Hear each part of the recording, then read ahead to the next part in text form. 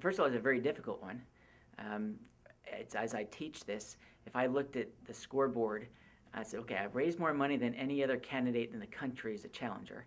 Got the endorsements of most of the political figures in Florida, CFO, Ag Commissioner, Mike Huckabee, now a Florida resident, Connie Mack, who's now the unquestioned favorite.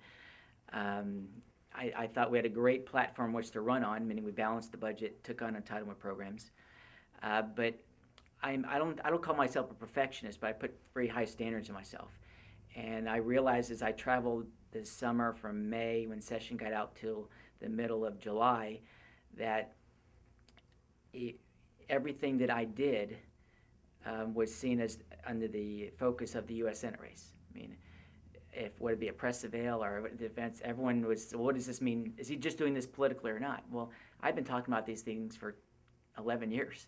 And so I realized that I've either got to go whole hog in this U.S. Senate race and leave my post as Senate President, or I've got to just focus exclusively on the Senate presidency. And though I would be honored, it was a dream to obviously serve in the U.S. Senate, I realized, and my wife and I had long discussions about it, that I got to do the job I have today. And so with a lot of regret, I chose to get out of the race, believing that a candidate could emerge who could really excite people, and as a Republican, who would actually win the seat.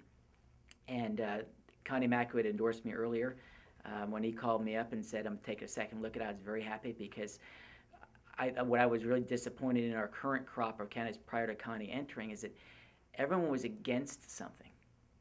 I mean, whether you like or dislike my policies, I've been talking about what I'm for, or about solving problems.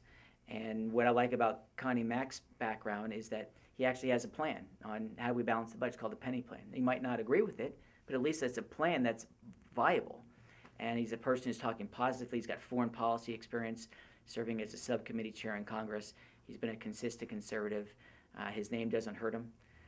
So I think he'd be a very good candidate. And candidly, I think anybody would be a better candidate against Bill Nelson. I think he's been a woeful underperformer. And anybody who had a ride on the shuttle and then manages to lose at NASA in his own backyard, that's real talent to pull that off.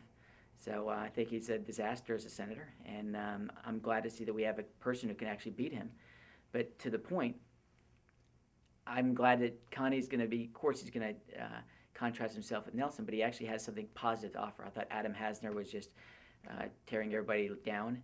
And I think George Lemieux and he just fought every day. I don't think that's elevating politics.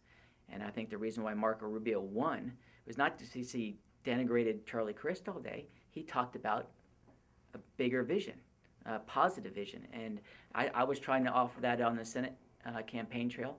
I thought I had something to offer. But my decision at the end was to step aside. And clearly, I mean, I was back in July, right, middle of July. And we're in the middle of, or almost to December.